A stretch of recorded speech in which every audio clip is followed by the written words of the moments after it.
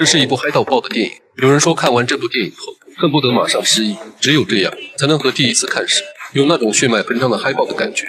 这部电影就是《疯狂的麦克斯》。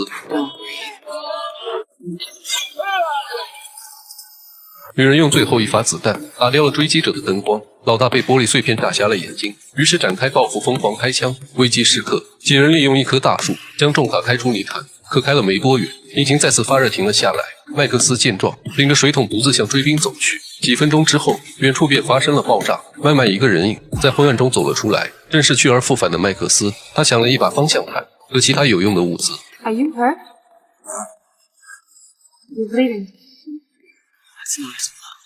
随后几人继续赶路，他们穿过了一片沼泽地，一片死寂的景象让人不寒而栗。他们遇到一个求救的裸女，麦克斯一眼就发现这是陷阱，可赛皇却直接走了过去。原来这里就是他儿时的故乡，曾经的族人从四面八方赶了过来。赛皇问他们曾经的绿地在哪里，族人却告诉他，家园已经不复存在。他们刚刚经过的那片沼泽地，就是曾经的绿地。赛皇无法面对现实，陷入绝望，自己拼命来到这里，却是一场空。一夜后，赛皇带着族人继续逃亡，可麦克斯却追上他们。与其继续逃亡，不如杀个回马枪。不死老乔倾巢出动，那么末日堡垒必然空虚。他们应该绕道回去，占领末日堡垒，那里有充沛的水源和丰富的物资。赛皇决定带着大家放手一搏。一路追击的不死老乔发现赛皇等人竟然调转了方向，他看穿了对方的想法，下令全员出动，阻止他们返回基地。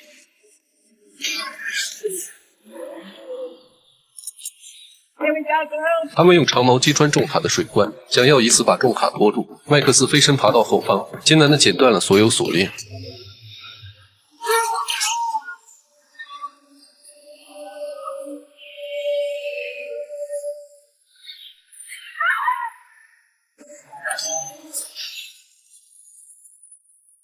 这时敌人又发动了第二波攻击，他们在空中弹来弹去，从头顶就能向车内扔炸弹，在一个俯冲抱住了赛皇的脖子。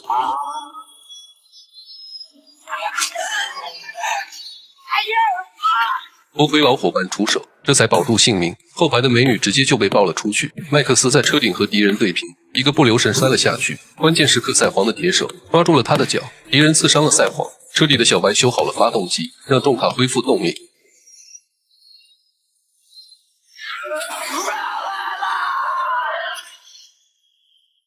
接着一脚把麦克斯踢到了旁边车上，麦克斯稳定之后想要跳回重卡，却再次被空中飞人抓走，差点就把他的脑袋摁在地上摩擦。最终他凭着矫健的身手成功脱身。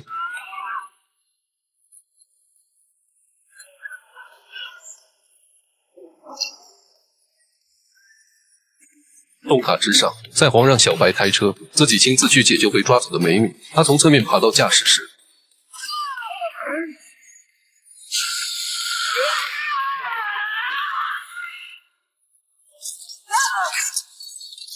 Remember me.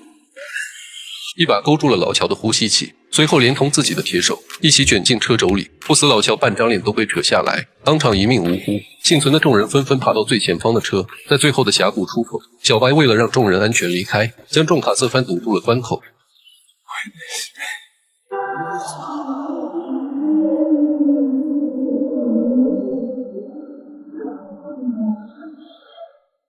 麦克斯再次用自己的万能血救治了奄奄一息的赛皇，他们顺利回到了基地。赛皇得到了军队的指挥权，他们开闸放水，解救那些被奴役的人们，而麦克斯也在人群中独自离开，继续他自己的狂暴之路。